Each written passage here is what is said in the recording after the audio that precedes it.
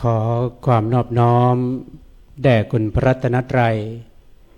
มีคุณพระพุทธคุณพระธรรมคุณพระสงฆ์ขอถวายความเคารพและขอโอกาสพระเถรานุเถระด้วยความเคารพอย่างสูง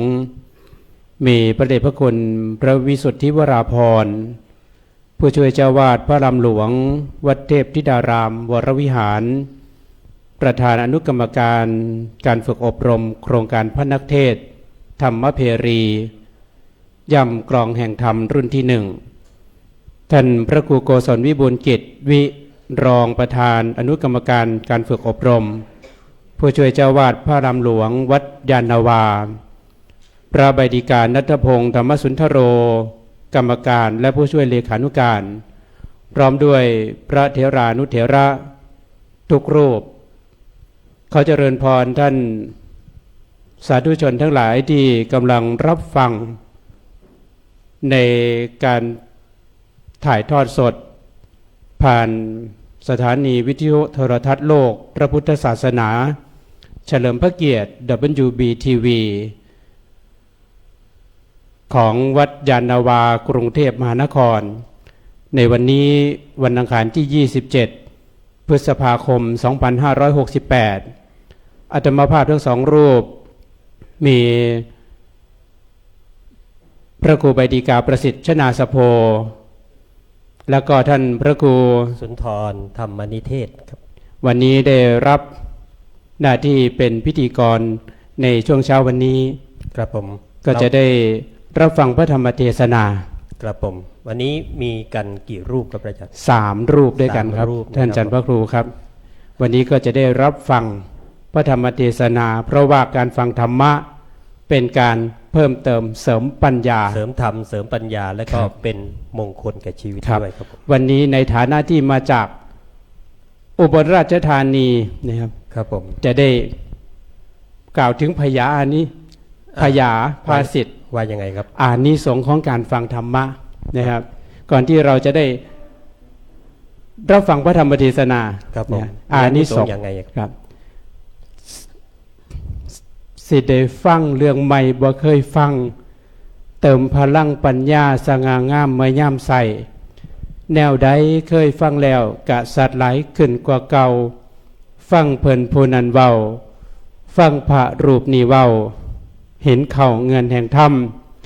นำปัญญากำจัดขอความสงสัยได้สว่างแจ่มกระจ่างใสส่องแจงแถลงได้บ่ของค่าแสงสว่างใสส่องแจงแสงใจใสสง่าแสงปัญญาผ้าดวงจิตคิดสบายหายหอนเป็นตาอ่อนซ่อนเด้การฟังธรรมฟังเทศเหตุผลดีจังสี่ให้หมู่เจ้าได้มันฟังอานิสงส์ของการฟังธรรมนี่เป็นทางภาษาถิ่นนะครับผมก็ภาษากลางก็คือว่าอานิสงส์ของการฟังธรรมนะ5 ประการ 1จะได้ฟังในสิ่งที่ยังไม่เคยฟังประการที่2ก็สิ่งไหนได้ฟังแล้วก็จะได้เกิดความแจ่มแจ้งชัดเจนขึ้นประการที่3ก็จะได้คลายความสงสัยได้แล้วก็ประการที่4จะทำความเห็นให้ตรงประการที่5ก็จะทำให้จิตใจผ่องใสเบิกบานก็เป็นอานิสงส์ของการได้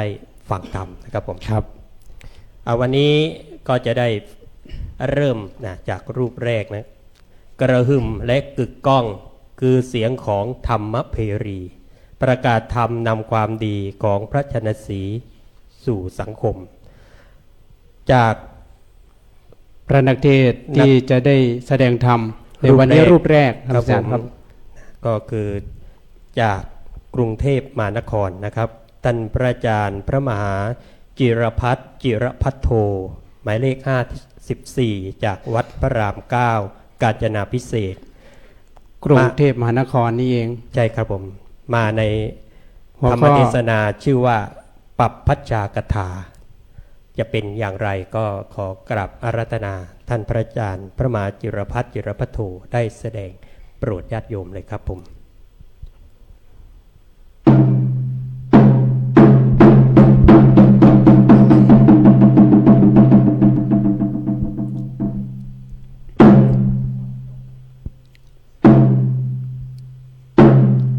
พระมาจโลกาธิปติสหัมปติกัดอัญชลีอันทิวลังอยาจทาสันติทัสสตตาปรจักขชาติกาเทเสตุธัมมังอนุกัมปิมังปัจฉังอิธานิตัสสะภะคะวะโตอะระหะโตสัมมาสัมพุทธัสสะ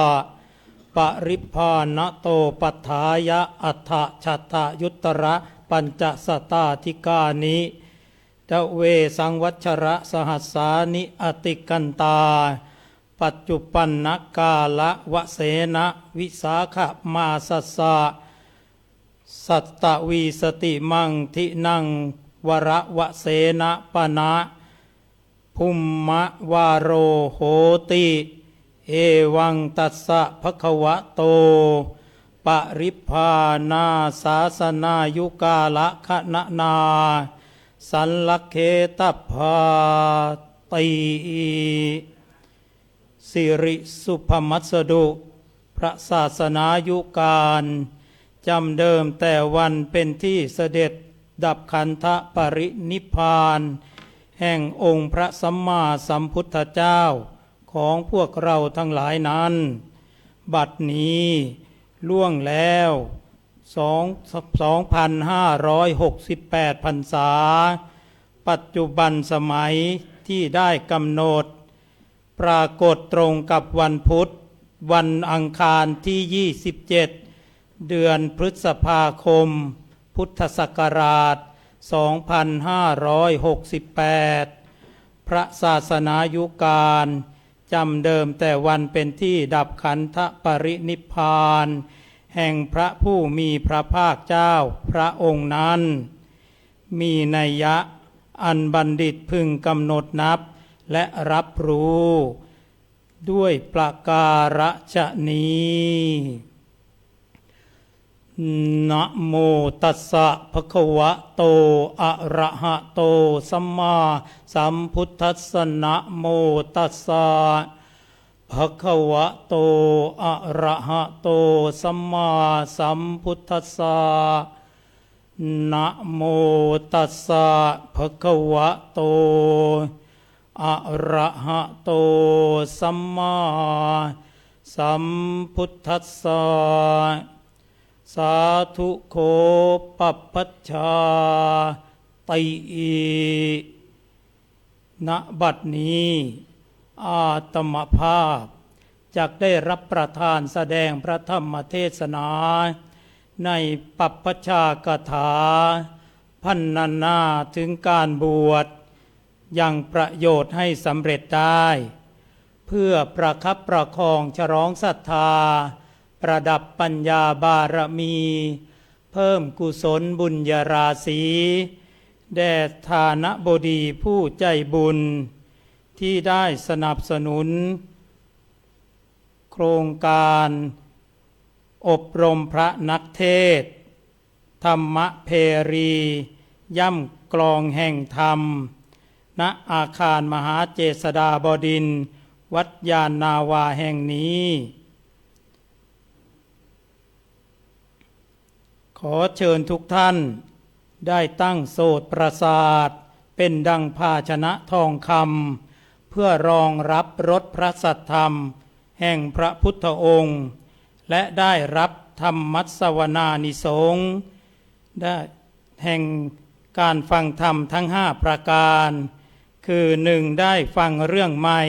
2. ได้วิจัยเรื่องเก่า 3. ได้บรรเทาข้อกังขา 4. ได้พัฒนาชีวิตและ 5. ได้ทำจิตให้ผ่องใสตามสมควรแก่เวลาสืบต่อไปแม่ถือไตรนำหน้าพาเข้าโบสถ์พ่อคนโปรดอุ้มบาตรเดินตามหลังไม่ต้องจัดงานฉลองให้โด่งดังบวชลำพังก็เป็นสงฆ์ตรงตั้งใจ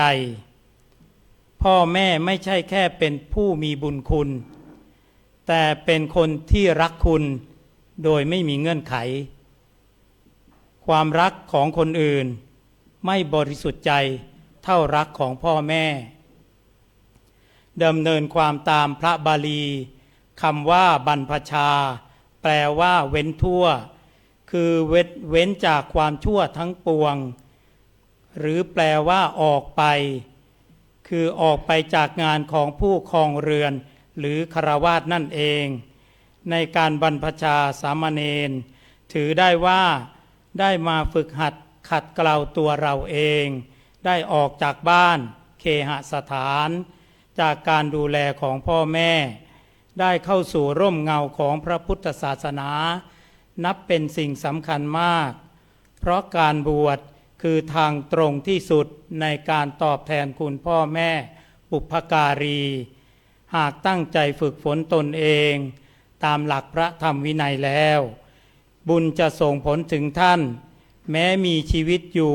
หรือละโลกไปแล้วก็ตามเป็นการปิดประตูอบายนำท่านไปสู่สวรรค์มีสุขในปัจจุบันอย่างน่าอัศจรรย์ทีเดียวอานิสงส์แห่งชายผ้าเหลืองมิเพียงแต่จะส่งผลกับบิดามารดาในภพชาติปัจจุบันเท่านั้นยังส่งต่อไปถึงผู้เคยเป็นบุพการีในภพชาติก่อนๆให้ได้รับอานิสงส์ด้วยดังในครั้งพุทธกาลเด็กชายนามว่าสานุเป็นลูกน้อยกลอยใจของอุบาสิกาผู้มั่นคงในพระรัตนตรัยท่านหนึ่งได้ยกลูกชายถวายแด่พระศาสนาให้บวชเป็นสามเณรสานุสามเณรนั้นแม้จะยังเยาว์แต่ก็เป็นผู้สงบเสงี่ยมสำรวมในสมณสารูปฉายแววพระธรรมกถึกเมื่อต้องขึ้นธรรมาสน์ก็สามารถบรรลือสีหนาฏแกล้วกล้าไพเราะเกินตัวทำให้เป็นที่เรื่องลือในหมู่สาธุชนทั่วไปเทวดายักษ์และอมนุษย์ก็จะมาฟังด้วยเสมอท่านจึงเป็นที่เคารพของทั้งมนุษย์เทวดาและยักษ์จำนวนมากยักษินีตนหนึ่งซึ่งเคยเป็นมารดาในอดีตชาติก็ได้มาฟังธรรมเป็นประจำเมื่อสามเณรสานุเติบใหญ่อยากลาสิกขาจึงไปหาโยมมารดาเล่าความในใจให้ฟังโยมมารดาก็ตกใจพยายามเกลี้ยกล่อมชี้ให้เห็นโทษของฆราวาส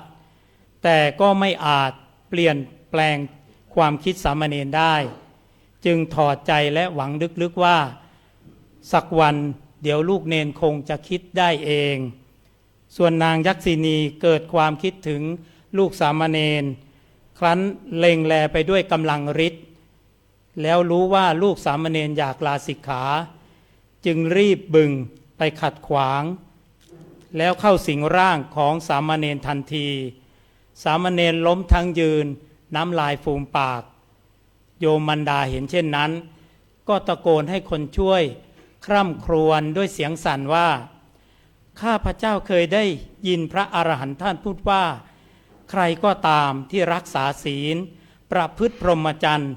ยักษ์และอมนุษย์จะไม่มารังควานแต่ว่าวันนี้ลูกสามเณรถูกยักษ์มารังแกแล้วยักษ์ได้ยินดังนั้นจึงตอบว่าใช่แล้วยักษ์จะไม่รังแกผู้รักษาศีลและประพฤติพรหมจรรย์หากสามเณรรู้สึกตัวเมื่อไหร่ขอฝากถ้อยคำนี้จากใจยักษ์ทั้งหลายว่าขอสามเณรอย่าได้ทำบาปทั้งในที่ลับและที่แจ้งและอย่าได้คิดสึกเด็ดขาดหากคิดจะทำหรือกำลังทำก็ตามแม้นเหาะได้ดังนกก็มิอาจหนีพ้นจากทุกข์ได้เลยเมื่อกล่าวจบก็ออกจากร่างสามเณรไปเมื่อสามเณรสานุรู้สึกตัวก็เห็นโยมมารดากำลังสะอื้นไห้และมีไทยมุงมากมายจึงถามว่าทำไมฉันถึงได้มานอนอยู่บนพื้นปกติเขาจะร้องไห้ถึงคนที่ตายไปแล้วพวกท่านร้องไห้ทำไมกันหรือโยมมารดาจึงพูดให้สติว่าที่ลูกเนนพูดมานั้นก็ถูกส่วนหนึ่งแต่ใครก็ตามที่หลีกจากกามคุณไปแล้วยังคิดจะกลับไปหาใหม่คนผู้ ผู้คนย่อมร้องไห้ถึงคนผู้นั้น เพราะว่าถึงเขาจะมีชีวิตอยู่ก็เหมือนคนตายไปแล้ว ลูกสามเณรผู้ถูกยกออกจากกองขี้เถ้าร้อนระอุแล้วยังอยากจะตกลงไปอีก โยมแม่ก็ไม่รู้จะปรับทุกข์กับใครและจะมีใครมากลับใจลูกน้อยของแม่ผู้ซึ่งออกจากเรือนที่ถูกไฟไหม้แล้วแต่ยังต้องการกลับไปถูกเผาไหม้แบบชีวิตคฤหัสถ์อีกคำที่เปี่ยมด้วยความรักอันบริสุทธิ์จนล้นจากใจมารดา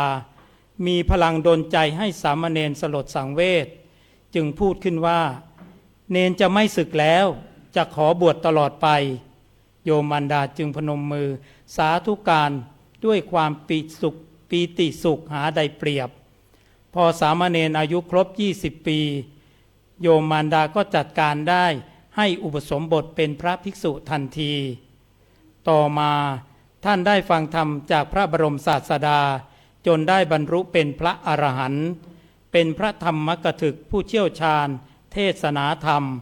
เป็นกำลังสำคัญของกองทัพธรรมตราบจนปรินิพพานจะเห็นได้ว่าที่สุดของความปรารถนาของพ่อแม่ในทางโลกคือการได้เห็นลูกเป็นคนดีเจริญก้าวหน้าในอาชีพการงานแต่ท่านยังมีที่สุดความปรารถนาคือการได้เห็นลูกชายบวชอยากเกาะชายผ้าเหลืองไปสวรรค์ฉะนั้นเมื่อได้เกิดเป็นลูกผู้ชายทั้งที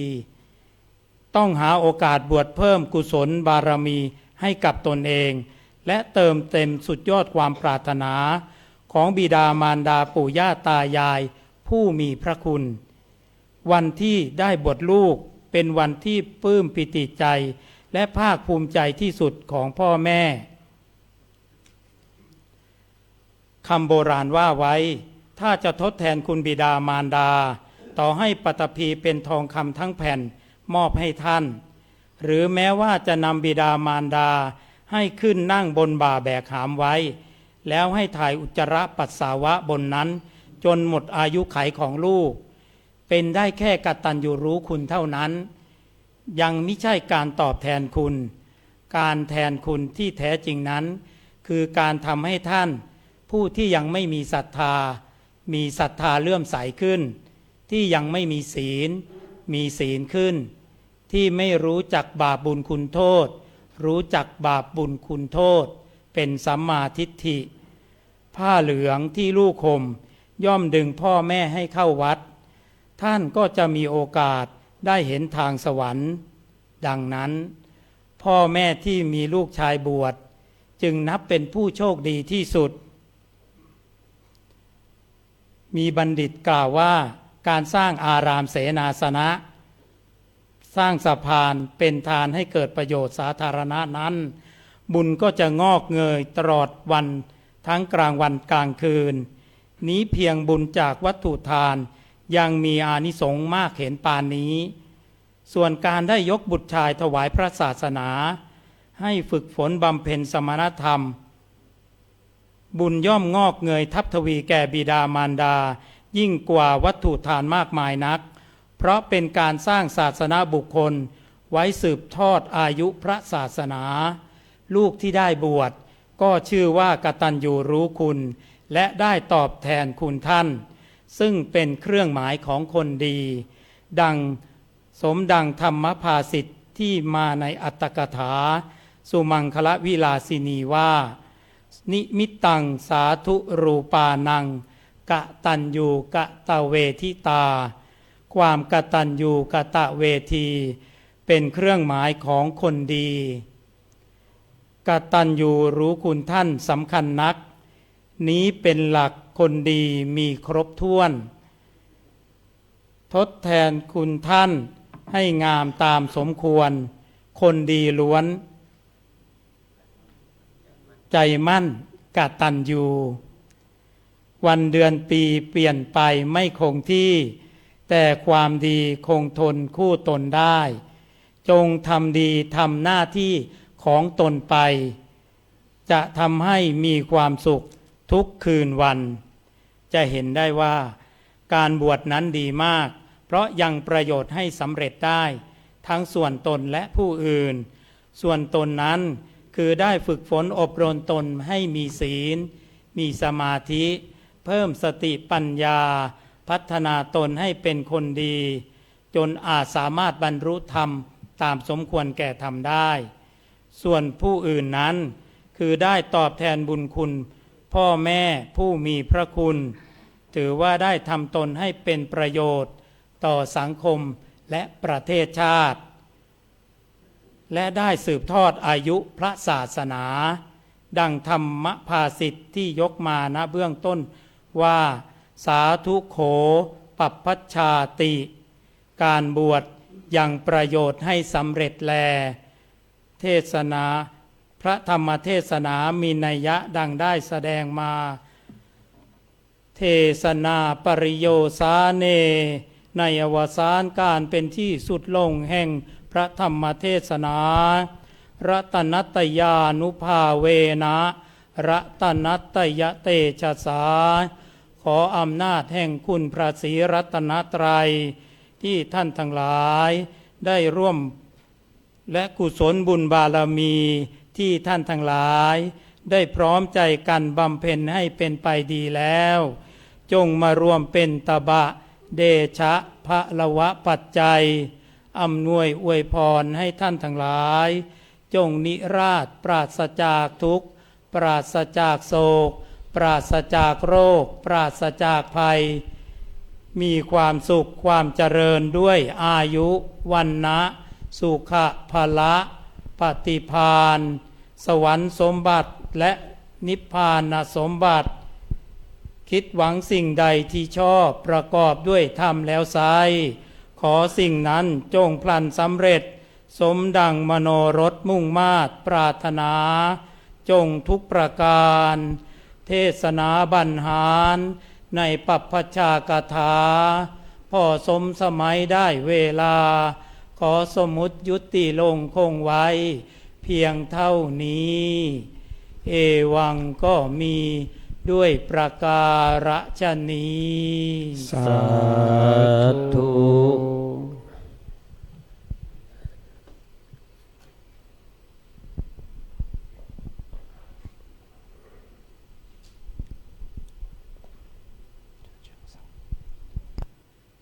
ยะถาวาริวหาปุราปริปุเรนติสาครัง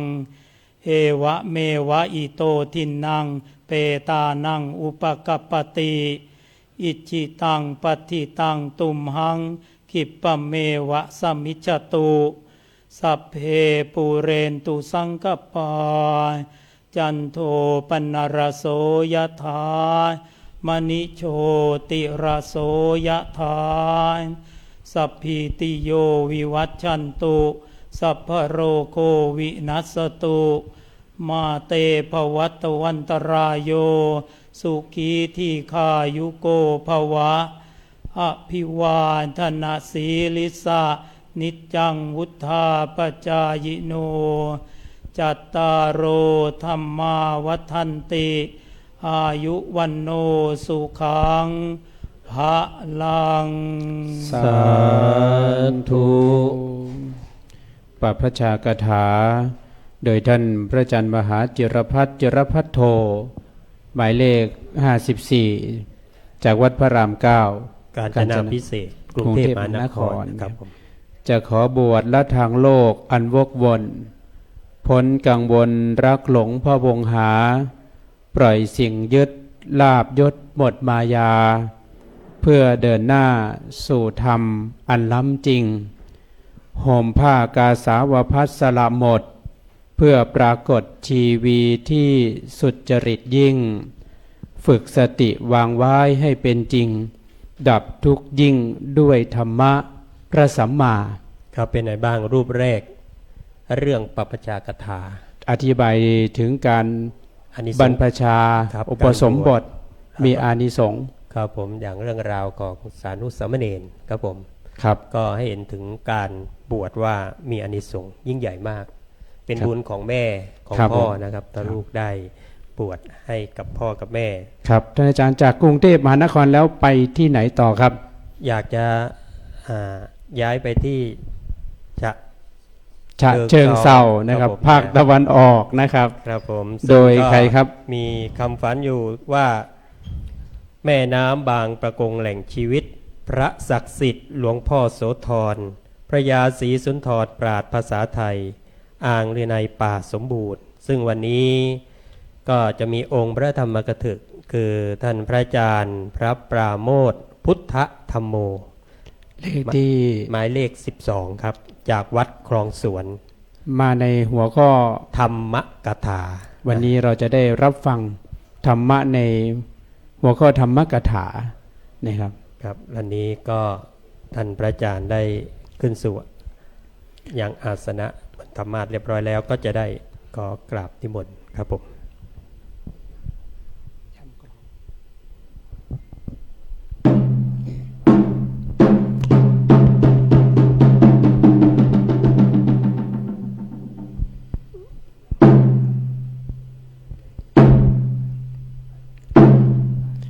พระมาจโลกาติปติสหัมปติกัดอัญชลีอันทิวลังอายาจธาสันติทัสสตตาปรจักขชาติกาเทเสตุธรรมังอนุกัมปิมังปัจชัง นะโม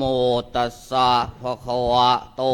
อะระหะโตสัมมาสัมพุทธัสสะนะโมตัสสะภะคะวะโตอะระหะโตสัมมา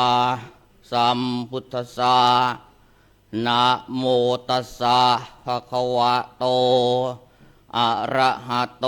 สัมมาสัมพุทธัสสะธัมมจารีสุขังเสติตีนบัดนี้อาตมภาพจะได้แสดงพระธรรมเทศนาในธรรมกถาพรรณนาถึงผู้ตั้งมั่นผู้ประพฤติธรรมอยู่เป็นสุขปรารภในโอกาสที่วันนี้เป็นวันที่พวกเราท่านทั้งหลายมีเป้าหมายคือการทำบุญทำทานรักษาศีลเจริญจิตภาวนาทั้งยังได้ฟังพระธรรมเทศนาในพระอุโบสถวัดยานนาวาแห่งนี้เพื่อถวายเป็นพระราชกุศลในมหามงคล6 รอบ 72 พรรษาพระบาทสมเด็จพระวชิรเกล้าเจ้าอยู่หัวผู้ทรงพระคุณอันประเสริฐเหตุที่ว่าวันนี้ตรงกับวันธรรมสวนะใหม่หรือเรียกอีกอย่างหนึ่งว่าวันพระเพื่อเป็นเครื่องประดับประคับประคองฉลองศรัทธาแด่ท่านสาธุชนผู้ขนขวายในการฟังธรรมและปฏิบัติธรรมตามสมควรแก่เวลาต่อไปญาติโยมพุทธบริษัททั้งหลายบัดนี้ถึงวาระอันเป็นมงคลแห่งการฟังธรรมอาตมภาพขอนำพุทธพจน์อันเปี่ยมด้วยปัญญาธรรมซึ่งปรากฏในพระสูตรว่าธรรมจารีสุขังเสติแปลความได้ว่าผู้ประพฤติธรรมย่อมอยู่เป็นสุขนั้นถ้อยคำสั้นๆแต่เป็นดังสายฝนจากฟากฟ้าธรรมะหล่นลงมรดกใจผู้แสวงหาแสงแห่งปัญญาธรรมะนี้มิใช่เพียงแค่คัมภีร์มิใช่แค่บทสวดหากคือหลักความจริงอันมั่นคงเป็นเหมือนแก่นกลางของต้นไม้ใหญ่เป็นรากฐานของจิตใจที่มั่นคงในท่ามกลางพายุ แห่งโลกดังนั้น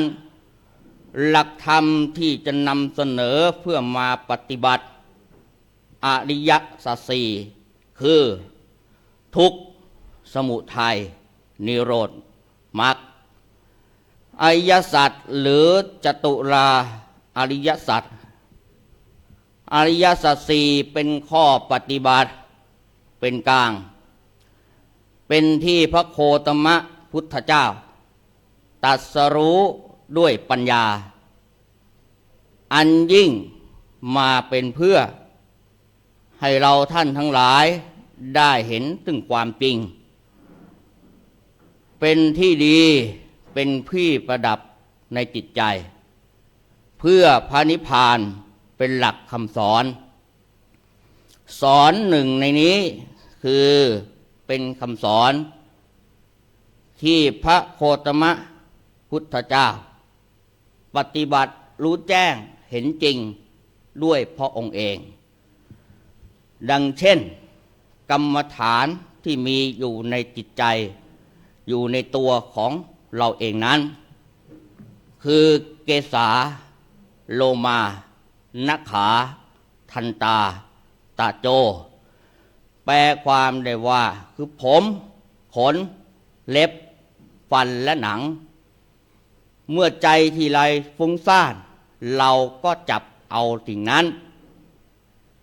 มาปรงเพื่อให้คลายความฟุ้งซ่านต่างๆฉะนั้นอาตมภาพก็ขอยกเปรียบธรรมให้เป็นดังเข็มทิศจิตคือลูกเรือจิตของเราทุกคนเปรียบได้ดังเรือที่ล่องอยู่ในทะเลใหญ่มหาสมุทรแห่งนี้เต็มไปด้วยคลื่นลมแห่งอารมณ์ความโลภความโกรธความหลงถาโถมเข้ามาไม่หยุดหย่อนถ้าเรือไม่มีหางเสือไม่มีเข็มทิศเรือก็ลอยเคว้งคว้างจะไปสู่ฝั่งก็ไม่ได้จะล่มกลางคลื่นก็เป็นไปได้ง่ายฉันใดจิตที่ไม่มีธรรมะไม่มีหลักก็เป็นฉันนั้นแต่ถ้าเรามีธรรมะเป็นเข็มทิศมีศีลเป็นหางเสือมีสติเป็นหางใบมีปัญญาเป็นเครื่องนำทางแม้นคลื่นจะสูงฟ้าจะมืดเรายังสามารถนำเรือชีวิตนี้ไปสู่ฝั่งได้อย่างปลอดภัยธรรมะจึงไม่ใช่สิ่งไกลตัวหากคือเครื่องนำทางที่เราต้องมีไว้ประจำใจเสมออาตมาภาพขอยกชาดกเรื่องหนึ่งจากพระไตรปิฎกคือมัชฌะชาดกซึ่งเปรียบเปยจิตที่มีธรรมเป็นเครื่องนำในอดีตการพระโพธิสัตว์ได้บังเกิดเป็นมัชฌะราชาแปลความราชาแห่งป่าผู้ประคองหมู่ปลาทั้งหลายในแม่น้ำใหญ่วันหนึ่งเกิดเหตุแล้งมากน้ำแห้งขอดเหล่าปลาทั้งหลายตื่นตระหนกว่ายสับสนมั่วมนไปหมดบางหลงทิศบ้างว่ายขึ้นฝั่งตายแม้มัชฌลาราชานั้นจะกลับสงบไม่ตื่นกลัวท่านรู้ดีว่าสายน้ำที่ยังลึกยังมีอยู่จึงนำพาฝูงปลาทั้งหลายม่ายรวมกันเป็นระเบียบไปสู่แอ่งน้ำใหญ่ใต้ไม้เงาซึ่งยังมีน้ำขังอยู่รอดพ้นจากภัยแล้งเหตุที่มัชฌลาราชาสามารถพาตนและหมู่ปลารอดได้นั้นเพราะมีความรู้มีความกล้าหาญและไม่ปล่อยให้ความตระหนก ครอบจิตใจของตนเปรียบได้กับผู้มีธรรมะมีเข็มทิศประจำใจยามเกิดภัยไม่ล้นไม่สับสนแต่ใช้สติและปัญญานำพาชีวิตตนและผู้อื่นให้พ้นจากพายุแห่งทุกข์เหมือนมัชฌราราชาที่มีความรู้ความมั่นคงในจิตใจเป็นผู้นำที่แท้จริงชาดกเรื่องนี้จึงสอนให้เห็นถึงจิตที่มั่นคงในธรรมเปรียบเหมือนผู้นำฝูงปลากลางน้ำที่รู้ทิศมีสติสามารถนำตนให้พ้นภัยฉันใดเราก็ฝึกจิตให้ตั้งอยู่ในธรรมเพื่อจะเป็นนายแห่งตนเองไม่หลงในอารมณ์เหมือนฝูงปลาที่แตกต่างไร้ทิศทางฉะนั้นเมื่อพายุอารมณ์ถาโถมหากจิตไม่มีธรรมะเป็นเข็มทิศก็ย่อมหลงทิศทางกลางทะเลใหญ่แต่ผู้ใดจะเป็นเพียงคนธรรมดาหากมีธรรมะประจำใจย่อมสามารถผ่านพ้นอุปสรรคและพาชีวิตตนเองไปถึงฝั่งแห่งความสงบได้อีกในหนึ่งจิตที่ตั้งมั่นอยู่ในธรรมย่อมไม่หวั่นไหวในโลกไม่มีสิ่งใดแน่นอนไม่ว่ายศทรัพย์สุขหรือทุกข์ทุกสิ่งหมุนเวียนเปลี่ยนไปไม่หยุดหย่อนหากเรายึดสิ่งเหล่านั้นเป็นที่ตั้งจิตเราย่อมไหวได้ง่ายแต่ผู้มีตั้งมั่นอยู่ในธรรมะผู้ที่วางใจไว้ในความจริงมิได้ฝันไปกับสุขมิได้จมไปกับทุกข์ดุจดังต้นโพใหญ่ยืนหยัดกลางลมแรงเพราะเรายังลึกในแผ่นดิน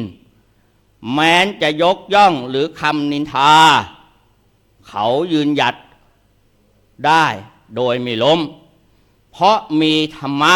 เป็นหลักประทับใจธรรมะ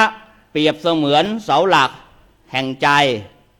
คนที่มีเสาหลักนี้รองรับย่อมไม่พังทลายแม้นจะมีชีวิตหรือพายุเข้ามาสักเท่าใดดังกรสอนธรรมของสมเด็จพระสมณเจ้ากรมพยาวชิรยานวโรรสที่ว่าถึงจะมีทุกข์ยากลำบากกายจิตอย่าได้เอ็นเอียงให้เคืองคุณให้ตั้งจิตคิดไปในทางบุญอย่าให้จิตหมกมุ่นด้วยอารมณ์ญาติโยมผู้ประพฤติธรรมย่อมเป็นสุขคือการให้ธรรมะเป็นแก่นกลางของชีวิตเราเป็นหัวใจของความคิดเป็นสายใยของการกระทำจิตของเรานั้นดีหรือไม่ดีอยู่ที่เราวางไว้ตรงไหนถ้าวางไว้บนกิเลสมันก็ฟุ้งซ่านถ้าวางไว้บนธรรมมันก็สงบเย็นสบายมีแสงสว่างในตัวเองขอให้เราทุกท่านทุกคนตั้งมั่นในธรรมะรักษาจิตไว้ในธรรมอย่าให้จิตนี้หลงทางเพราะจิตคือเจ้าเรือนถ้าจิตดีชีวิตก็สดใสถ้าจิตเสียชีวิตก็เศร้าหมองจะตั้งจิตไว้ในธรรมดังที่พระพุทธองค์ทรงตรัสไว้ว่าธรรมจารีสุขังเสติผู้ประพฤติธรรมย่อมอยู่เป็นสุข เทศนาปริโยสานเอสัพพพุทธานุภาเวนะสัพพธรรมานุภาเวนะสัพพสังฆานุภาเวนะขอเดชะพระพุทธรัตน์กำจัดทุกข์ขอเดชะพระธรรมรัตนะ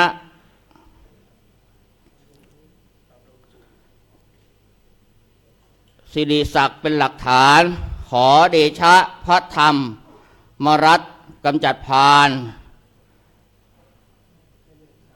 ให้ผุผ่อนพ้นพองพานขอเดชะคุณพระสังฆรัตน์กำจัดโลกให้หมดโศกเสื่อมชนจนเกินไข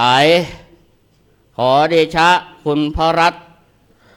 ดังสัจชัยเจริญวัยเจริญศรีทุกประการอาตมภาพรับประทานแสดงพระธรรมเทศนาในธรรมกถาก็พอสมควรแก่เวลาขอยุติพระธรรมเทศนาลงคงไว้แต่เพียงเท่านี้เอวังก็มีด้วยประการฉนี้ สาธุ อันนิมนต์ให้พรนะครับ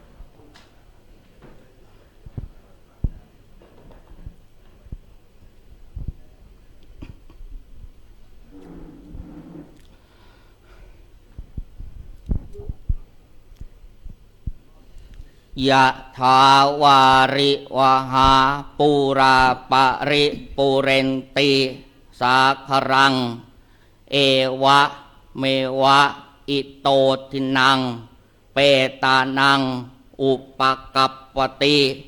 อิชิตังปะทิตังตุมหัง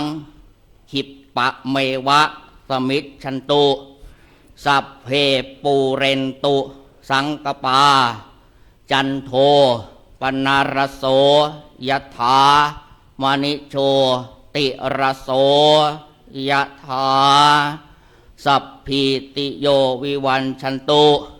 สัพพโรโควินัสตุมาเตภวัตตวันตรายโยสุขีทีขายุโกภวะอภิวาทนสีริสนิจจังปัจจายโนจัตตารโอธรรมาวัฏขันติอายุวันโนสุขังภะรัง สาธุที่รับฟังพระธรรมเทศนาจบลงไปเกิด พระอาจารย์พระอาจารย์ปราโมทย์พุทธธรรมโมครับ จากวัด วัดคลองสวน จังหวัดฉะเชิงเทรามาในหัวข้อธรรมะ กถาครับ ที่ชื่อว่าธรรมกถาธรรมะคือแสงทองส่องนำจิตให้ชีวิตพ้นชีวาในทั่วล่าผู้ประพฤติยึดมั่นในศรัทธาย่อมหลีกหนีเวทนาแห่งโลกภัยธรรมะนี้ไม่เก่าและไม่ใหม่เป็นแสงไฟนำทางทุกสมัยผู้เห็นธรรมแม้โลกจะแปรไปย่อมมีชัยเหนือโลกอย่างแท้จริงครับท่าน ครับผม ท่านพระครูครับ ได้รับฟังพระธรรมเทศนาไปแล้วเป็นอย่างไรบ้างพระอาจารย์ ก็ เสียงของท่านนี่ เสียงดีนะครับ เพาเพาปริ้งครับผมฟัง ครับ แล้วก็ทำให้ชวนติดตามลำดับต่อไปก็จะเป็นรูปสุดท้ายก่อนจะถึงรูปสุดท้ายพระอาจารย์มีอะไร ครับ จะ ก่อนที่จะได้รับฟังพระธรรมเทศนาในช่วงเช้าของวันนี้เป็นรูปสุดท้าย ก็เจริญพรท่านสาธุชนที่กำลังรับฟังพระธรรมเทศนา ผ่านการถ่ายทอดสด ครับ โดยสถานีวิทยุโทรทัศน์โลกพระพุทธศาสนาเฉลิมพระเกียรติ ท่านสามารถร่วมบุญให้กำลังใจกับพระนักเทศน์ธรรมเพรีได้นะโดยการร่วมบุญนะถวายการเทศน์ออนไลน์ ผ่านบัญชีธนาคารตามที่ปรากฏอยู่ที่ด้านหน้าจอนี้ หรือว่าท่านจะร่วมกันเผยแผ่ พระธรรมเทศนาอันเป็นหลักธรรม ช่วยกันกดไลค์กดแชร์ ครับ ต่อไปก็ได้ ที่เพจโครงการฝึกอบรมพระนักเทศน์ธรรมเพรีย่ำกรองแห่งธรรม ช่วยกันไลค์ช่วยกันแชร์นะครับ ครับผม ครับในลำดับต่อไป ลำดับต่อไปก็จะเป็นองค์พระธรรมกถึกรูปสุดท้ายมาจากเมืองประวัติศาสตร์ พระธาตุทองคำชื่นฉ่ำธรรมชาติ แร่ธาตุอุดม เครื่องถมสามกษัตริย์ มากวัดมากศิลป์ครบสิ้นกุ้งปู จากจังหวัด นครศรีธรรมราชครับ จาก ผม ใต้เลยนะครับ จากใต้นะครับ วันนี้ก็องค์สุดท้ายจะแสดงในเรื่องปุญญกถานะ โด ครับ ย โด ท่าน ยท่านพระอาจารย์อธิการพิสิทธิ์สิริวัตโก หมายเลข 20 จากวัดสมควร จังหวัดนครศรีธรรมราช ครับบัดนี้องค์พระธรรมกถึกได้ขึ้นสู่ธรรมาสน์เป็นที่เรียบร้อยแล้ว ก็จะได้ขอกราบนิมนต์ ย่ำกรองแห่งธรรมครับ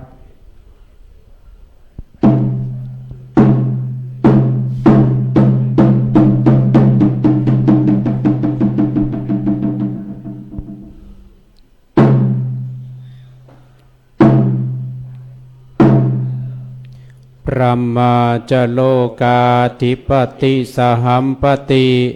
กัดอัญชลีอันติวลังอายจทาสันติทัสสตตาปรจักขชาติกาเทเสตุธัมมังอนุกัมปิมังปัจจัง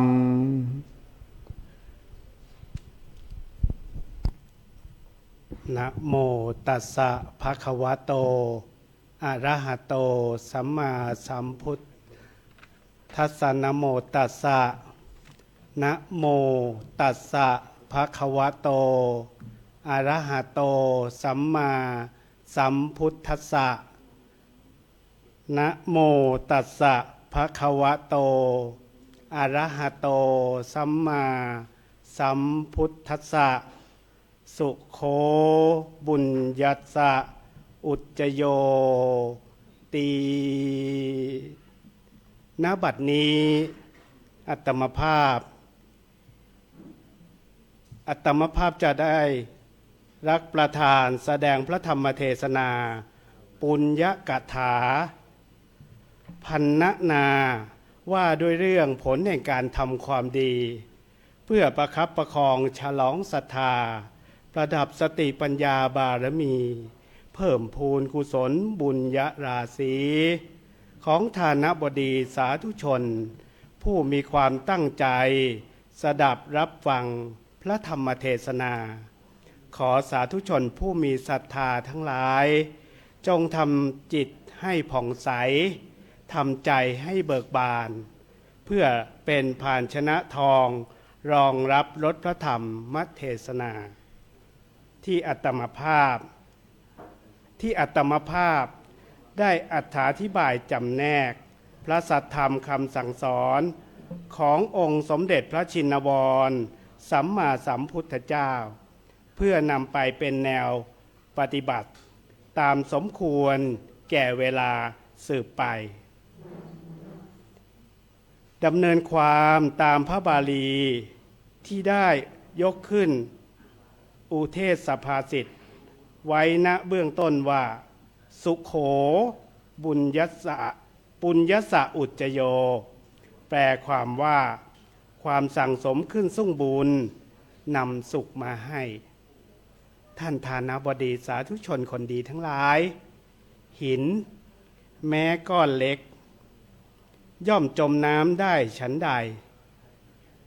บาปแม้เพียงน้อยที่บุคคลผู้มีคุณความดีน้อยปกติมีชีวิตอยู่ด้วยใจที่เศร้าหมองบาปนั้นย่อมนำบุคคลไปสู่อบายได้ฉันนั้นตรงกันข้ามหินแม้ก้อนใหญ่วางอยู่บนเรือก็อาจนำข้ามมหาสมุทรไปสู่ฝั่งได้ฉันใดบุคคลที่เคยทำผิดพลาดมาในอดีตเมื่อกลับตัวกลับใจได้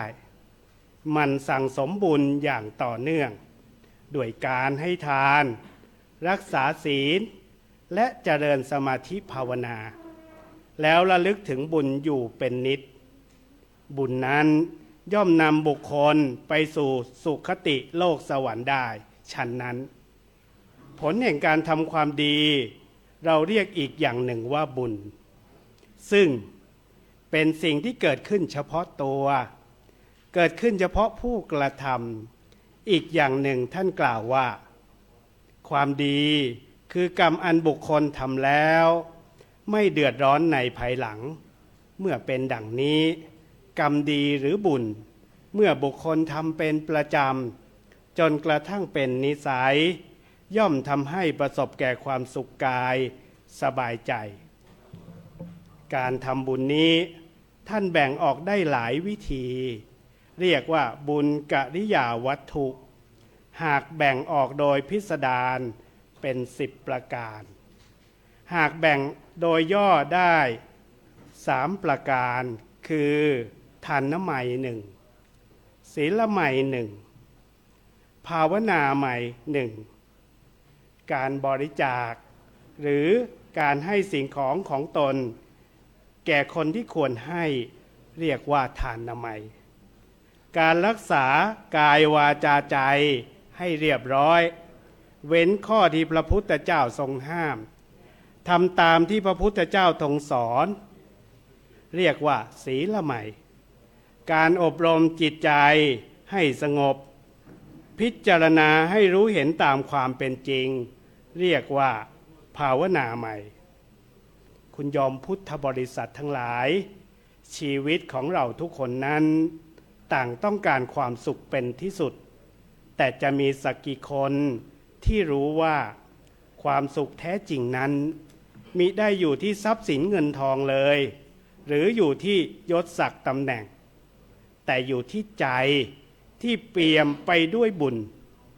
พระพุทธองค์ทรงแสดงทางสายเอกในการสร้างบุญเรียกว่าบุญกิริยาวัตถุ3ประการได้แก่ทานไมยศีลไมยและภาวนาไมยเป็นเสมือนเสา3ต้นที่รองรับความมั่งคงในชีวิตของชาวพุทธทานไมยบุญสำเร็จด้วยการให้คำว่าทานก็คือการสละสิ่งของของตนเพื่อตอบแทนผู้อื่นอาจเป็นปัจจัย4ได้แก่เครื่องนึ่งห่มยารักษาโรคและที่อยู่อาศัยหรือแม้กระทั่งการให้รอยยิ้มคำพูดดีๆหรือแรงกายแรงใจล้วนเป็นทานได้ทั้งสิ้นพระพุทธองค์ตรัสไว้ว่าผู้ให้ย่อมเป็นที่รักย่อมมีมิตรย่อมเป็นผู้ไม่กลัวในโลกหน้าทานทำให้เราฝึกละความตณีฝึกใจให้โอบอ้อมอารีเห็นความทุกข์ของผู้อื่นแล้วไม่นิ่งเฉยนั่นแหละคือรากฐานความเมตตากรุณาทานจึงเป็นจุดเริ่มต้นของความดีทั้งปวงประการที่2ศีลไมยบุญสำเร็จด้วยการรักษาศีลศีลคือวินัยแห่งการควบคุมตนเองเพื่อไม่ให้ไปเบียดเบียนใครทั้งทางกายวาจาและใจเราชาวพุทธเราควรยึดถือศีล5เป็นพื้นฐานได้แก่ไม่ฆ่าสัตว์ไม่ลักทรัพย์ไม่ประพฤติผิดในกามไม่พูดเท็จและไม่ดื่มสุราเมรัยผู้รักษาศีลคือผู้ที่มีใจมั่นคงมีความสงบในจิตเปรียบเสมือนผืนผ้าเปรียบเสมือนผืนน้ำที่ใสสะอาดย่อมสะท้อนเงาได้ชัดเจนเช่นนั้นแหละศีลเป็นกำแพงป้องกันไม่ให้เราตกต่ำทางใจศีลยิ่งมั่นจิตใจยิ่งผ่องใสนำพาชีวิตให้พบแต่สิ่งดีงามประการที่3ภาวนาไมยคือการฝึกจิตให้ตั้งมั่นอยู่กับปัจจุบันมีสติมีปัญญาไม่ฟุ้งซ่านตามอารมณ์โลภโกรธหลงวิธีฝึกภาวนามีหลายแบบเช่นการนั่งสมาธิเจริญสติการกำหนดลมหายใจอยู่ในสติปัฏฐาน 4เป็นต้นหรือสวดมนต์ไตรสนาคมด้วยจิตตั้งมั่นภาวนาจะค่อยๆกล่อมกล่อมจิตของเราให้ละจากความเร่าร้อน วุ่นวายนำไปสู่ปัญญาแท้เหมือนเปลวไฟที่ลุกโชนหากประกอบจิตดีย่อมสงบเห็นความจริงของชีวิตอย่างแจ่มแจ้งรักษาศีลสดใสทำให้สวยกุศลช่วยอวยผลคนเกรงขามอนาคตโสภิษยังติดตามผ่องพิรามข้ามชาติพิลาดเรืองทานนั้นช่วยสำรอกฟอกตนีกล่าวฤดีมีผลจนฟูเฟื่องลดความเห็นแก่ตนพ้นขุ่นเคืองบุญประเทืองให้รวยด้วยความดีภาวนา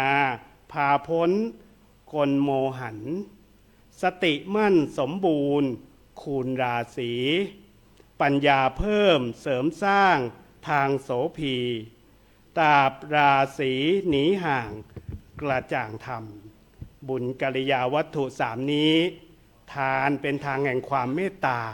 ศีลเป็นทางแห่งความสงบภาวนาเป็นทางแห่งปัญญา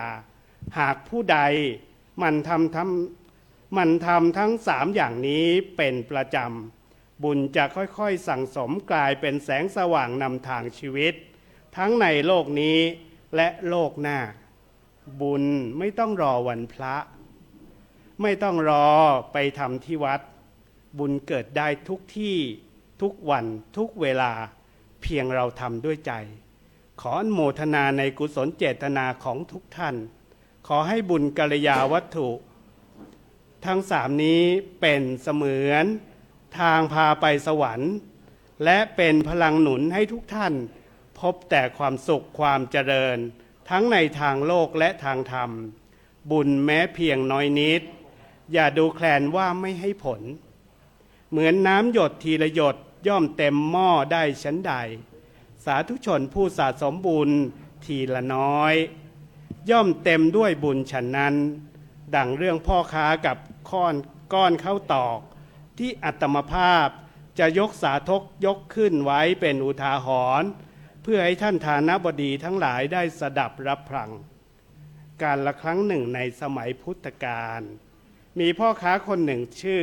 สุปทะเดินทางไปค้าขายที่เมืองราชคฤห์วันหนึ่งเขาได้ยินข่าวว่าพระพุทธเจ้าจะเสด็จมารับบิณฑบาตที่ตลาดพ่อค้ารู้สึกเลื่อมใสเป็นอย่างมากแต่เขาไม่มีของดีมีค่าจะถวายเขานั้นมีเพียงข้าวตอกแห้งเพียงหยิบมือหนึ่งเขาจึงตั้งใจอย่างแน่วแน่ว่าแม้ข้าวตอกจะเป็นของเล็กน้อยแต่เราจะถวายด้วยใจบริสุทธิ์เป็นที่สุดเมื่อพระพุทธเจ้าเสด็จมาพ่อค้าก็น้อมถวายข้าวตอกนั้นพระองค์ทรงยิ้มและรับไว้พร้อมตรัสกับพระอานนท์ว่าดูก่อนอานนท์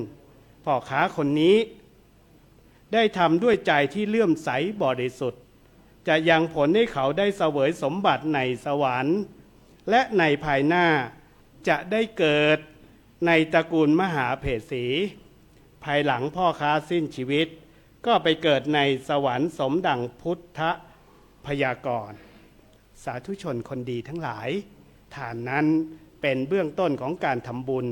สามารถปฏิบัติได้ง่ายๆการให้ทานมีองค์ประกอบสำคัญคือผู้ให้หนึ่ง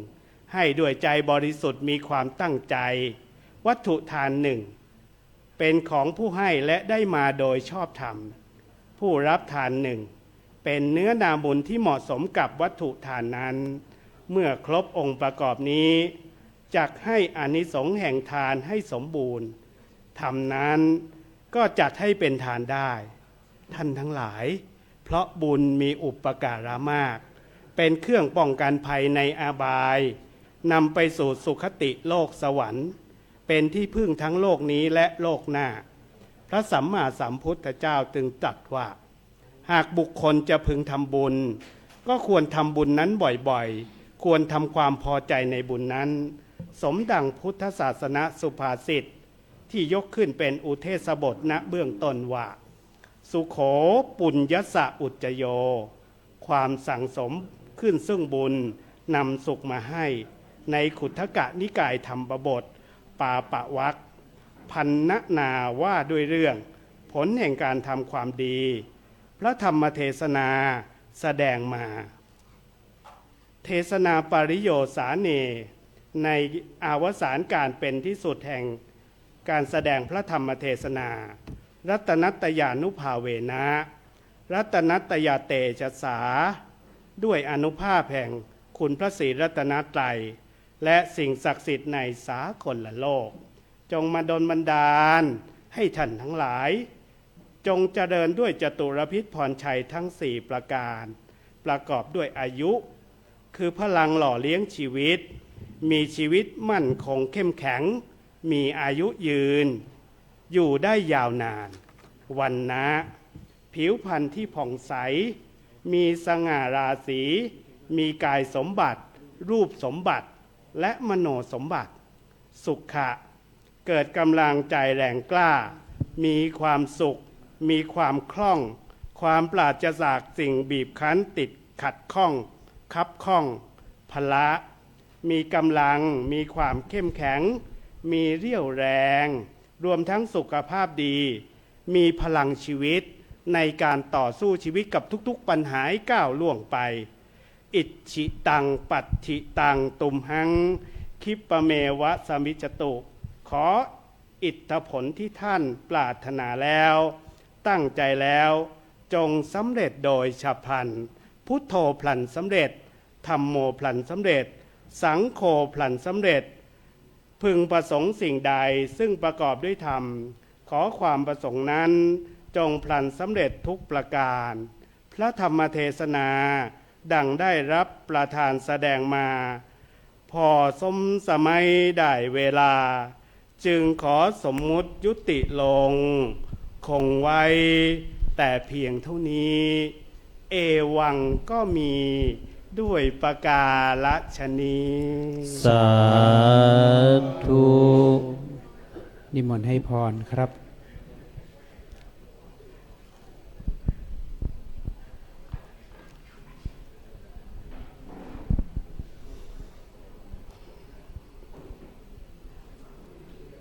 ยะถาวาริวหาปูราปาริปุเรนติ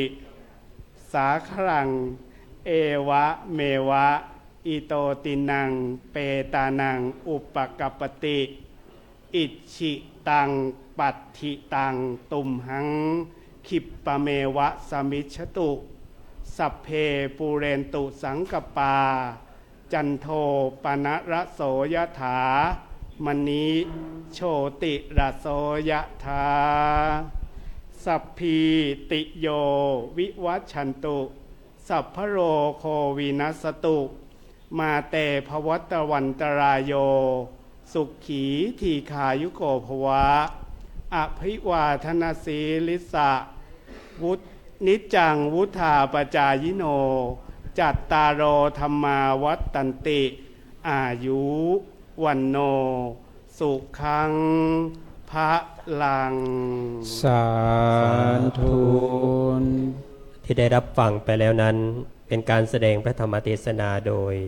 พระอธิการพิสิทธิ์สิริวัตโกจากวัดสมควรจังหวัดนครศรีธรรมราชในหัวข้อธรรมะปุญญกถาซึ่งเป็นหัวข้อที่มีผู้เข้าร่วมฝึกอบรมเนี่ยแสดงพระธรรมเทศนามากที่สุดหลายรูปนะครับหลายรูปนะครับบน คื คือทางสว่างกลางใจตนดับกังวลเศร้าหมองให้ผ่องใสบุญที่ทำด้วยจิตคิดปราณีย่อมนำพาชีวีให้สุขจริงทำบุญเถิดอย่ารอให้ถึงพร้อมเพียงใจน้อมก็เกิดบุญได้หนาแม้เพียงยิ้มเมตตาให้แก่นราคือศรัทธาในบุญคุณความดีครับผมตอนนี้ก็ทุกท่านกำลังติดตามรับฟังในเรื่องของการเทศนาของโดยการถ่ายทอดสดผ่านทางสถานีวิทยุโทรทัศน์โลกพระพุทธศาสนาเฉลิมพระเกียรติครับ โดยในโครงการฝึกอบรมพระนักเทศธรรมเพรี ย่ำกรองแห่งธรรม รุ่นที่1ครับผมถวายเป็นพระราชกุศลแด่พระบาทสมเด็จพระเจ้าอยู่หัว เนื่องในโอกาสมหามงคลเฉลิมพระชนมพรรษา ครบ6 รอบ 72 พรรษา ซึ่งเริ่มมาตั้งแต่วันที่ 19 ครับจนถึงวันที่ 28 คือวันพรุ่งนี้ ครับ พฤษภาคมพุทธศักราช2568 ครับ ที่ วัดยานนาวาก รุงเทพมหานครนี้นะครับ ผมทีนี้ท่านใดที่ประสงค์จะร่วมตำบลโครงการฝึกอบรมพระนักเทศน์ธรรมเพรี รุ่นที่ 1 ก็สามารถจะโอนผ่านบัญชีธนาคารกรุงไทย ชื่อบัญชีว่ากองทุนพัฒนาการดำเนินงานสถานี WBTV เลขที่บัญชี 010-079-55358 นะครับหรือท่านใดจะร่วมแบ่งปันก็ช่วยกันกดไลค์กดแชร์ กิจกรรมการฝึกอบรมทางเพจ โครงการฝึกอบรมพระนักเทศน์ธรรมเพรีย่ำกรองแห่งธรรม ให้กำลังใจ เป็นบุญเป็นกุศลเช่น พ กั ระ น นัก นะค เท รับ ศน์ ด้วย ช่ว กั ง น นี้ก็ หลังจากที่เราได้รับฟังกันมาตั้งแต่ช่วงเช้า3 กัน ครับ นะได้รับฟังเทศน์อิ่มบุญอิ่มใจนะครับท่านอาจารย์ครับ ครับผม ก็จะได้ให้ ได้ ทุกท่านได้พักเบรกนะครับ10 นาที แล้วก็เราจะมาร่วมลุ้นกันว่าท่านใดจะเข้ารอบ10 รูปสุดท้ายนะครับ ก็10 นาทีครับพักเบรกครับผม ก็ต้องขอกราบขอบพระคุณพระเดชพระคุณพระอาจารย์ท่านเจ้าคุณพระวิสุทธิวราภรณ์ผู้ช่วยเจ้าวาดพระรามหลวงวัดเทพธิดารามวรวิหาร ท่านพระครูโกศลวิบูลย์กิจวิรองประธานอนุกรรมการการฝึกอบรม ผู้ช่วยเจ้าวาดพระรามหลวงวัดยานนาวา ครับ พร้อมด้วยครูบาอาจารย์ที่ได้เมตตาเป็นคณะกรรมการทุกรูปครับ แล้วก็เพื่อนพระสงฆ์ผู้เข้ารับการฝึกอบรมพระนักเทศน์ธรรมเพรีทุกรูปด้วยครับ แล้วก็ ครับ ญาติโยมสาธุชนทุกท่าน อีก ที่ติด 10 ต นาทีพบเจอกันครับผม สำหรับเวลานี้ตอนนี้ เรา ก็ ทั้ง2 รูปขอ พักเบรกกันไปก่อน ลานมัสการสาธุครับ สาธุ